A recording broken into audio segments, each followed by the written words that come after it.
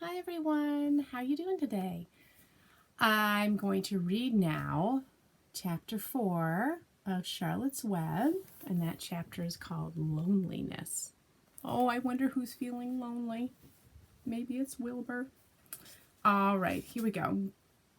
Get your imaginations open up your ears, find a comfortable position, and let's listen to chapter 4 of Charlotte's Web. The next day was rainy and dark. Rain fell on the roof of the barn and dripped steadily from the eaves. Rain fell in the barnyard and ran in crooked courses down into the lane where thistles and pigweed grew. Rain spattered against Mrs. Zuckerman's kitchen windows and came gushing out of the downspouts. Rain fell on the backs of the sheep as they grazed in the meadow. When the sheep tired of standing in the rain, they walked slowly up the lane and into the fold. Rain upset Wilbur's plans. Wilbur had planned to go out this day and dig a new hole in his yard. He had other plans, too. His plans for the day went something like this. Breakfast at 6:30. Skim milk, crusts, middlings, bits of donuts, wheat cakes with drops of maple syrup sticking to them, potato skins, leftover custard pudding with raisins, and bits of shredded wheat. Breakfast would be finished at 7. From 7 to 8, Wilbur planned to have a talk with Templeton the rat that lived under his trough. Talking with Templeton was not the most interesting occupation in the world, but it was better than nothing. From 8 to 9, Wilbur planned to take a nap outdoors in the sun. From 9 to 11, he planned to dig a hole or trench and possibly find something good to eat buried in the dirt. From 11 to 12, he planned to stand still and watch flies on the boards, watch bees in the clover, and watch swallows in the air. 12 o'clock, lunchtime. Middlings, warm water, apple parings, meat gravy, carrot scrapings, meat scraps, stale hominy, and the wrapper off a package of cheese. Lunch would be over at 1. From 1 to 2, Wilbur planned to sleep. From 2 to 3, he planned to scratch itchy places by rubbing against the fence. From 3 to 4, he planned to stand perfectly still and think of what it was like to be alive and to wait for Fern. At 4 would come supper: skim milk, provender, leftover sandwich from Lurvy's lunchbox, prune skins, a morsel of this, a bit of that, fried potatoes, marmalade drippings, a little more of this, a little more of that, a piece of baked apple, a scrap of upside-down cake. Wilbur had gone to sleep thinking about these plans. He woke at 6 and saw the rain, and it seemed as though he couldn't bear it. I get everything all beautifully planned out, and it has to go and rain, he said. For a while he stood gloomily indoors. Then he walked to the door and looked out. Drops of rain struck his face. His yard was cold and wet. His trough had an inch of rainwater in it. Templeton was nowhere to be seen. Are you out there, Templeton? Cried Wilbur. There was no answer. Suddenly Wilbur felt lonely and friendless. One day, just like another, he groaned. I'm very young. I have no real friends here in the barn. It's going to rain all morning and all afternoon, and Fern won't come in such bad weather. Oh, honestly. And Wilbur was crying again, for the second time in 2 days. At 6:30, Wilbur heard the banging of a pail. Lurvy was standing outside in the rain, stirring up breakfast. Come on, pig, said Lurvy. Wilbur did not budge. Lurvy dumped the slop, scraped the pail, and walked away. He noticed that something was wrong with the pig. Wilbur didn't want food. He wanted love. He wanted a friend, someone who would play with him. He mentioned this to the goose, who was sitting quietly in a corner of the sheepfold. Will you come over and play with me? He asked. Sorry, sonny, sorry, said the goose. I'm sitting on my eggs, 8 of them. Got to keep them toasty warm. I have to stay right here. I'm no flibberty-ibberty-gibbet.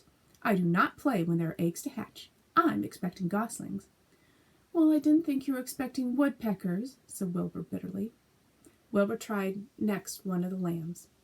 Will you please play with me, he asked. Certainly not, said the lamb. In the first place, I cannot get into your pen, as I am not old enough to jump over the fence.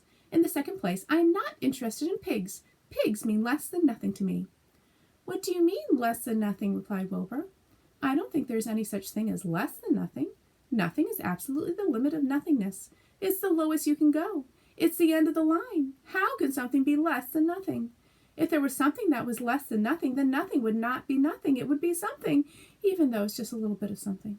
But if nothing is nothing, then nothing has nothing that is less than it is. Oh, be quiet, said the lamb. Go play by yourself. I don't play with pigs. Sadly, Wilbur lay down and listened to the rain. Soon he saw the rat climbing down a slanting board that he used as a stairway. Will you play with me, Templeton? Asked Wilbur. Play? Said Templeton, twirling his whiskers. Play? I hardly know the meaning of the word. Well, said Wilbur, it means to have fun, to frolic, to run and skip and make merry. I never do those things if I can avoid them, replied the rat sourly. I prefer to spend my time eating, gnawing, spying, and hiding. I am a glutton, but not a merrymaker. There is Wilbur talking to the lamb. I'm a glutton, but not a merrymaker. Right now, I'm on the way to your trough to eat your breakfast, since you haven't got sense enough to eat it yourself. And Templeton the rat crept stealthily along the wall and disappeared into a private tunnel that he had dug between the door and the trough in Wilbur's yard.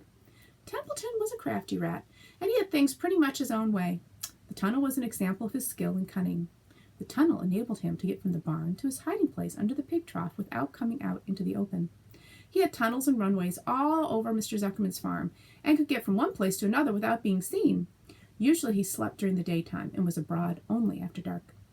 Wilbur watched him disappear into his tunnel. In a moment he saw the rat's sharp nose poke out from underneath the wooden trough. Cautiously, Templeton pulled himself up over the edge of the trough. This was almost more than Wilbur could stand, on this dreary, rainy day, to see his breakfast being eaten by somebody else. He knew Templeton was getting soaked out there in the pouring rain, but even that didn't comfort him. Friendless, dejected, and hungry, he threw himself down in the manure and sobbed. Late that afternoon, Lurvy went to Mr. Zuckerman. I think there's something wrong with that pig of yours. He hasn't touched his food. Give him 2 spoonfuls of sulphur and a little molasses, said Mr. Zuckerman. Wilbur couldn't believe what was happening to him when Lurvy caught him and forced the medicine down his throat. This was certainly the worst day of his life. He didn't know whether he could endure the awful loneliness any more. Darkness settled over everything. Soon there were only shadows and the noises of the sheep chewing their cuds, and occasionally the rattle of a cow chain up overhead. You can imagine Wilbur's surprise when out of the darkness came a small voice he had never heard before. It sounded rather thin, but pleasant. "Do you want a friend, Wilbur?" it said. "I'll be a friend to you. I've watched you all day, and I like you." "But I can't see you," said Wilbur, jumping to his feet. "Where are you, and who are you?"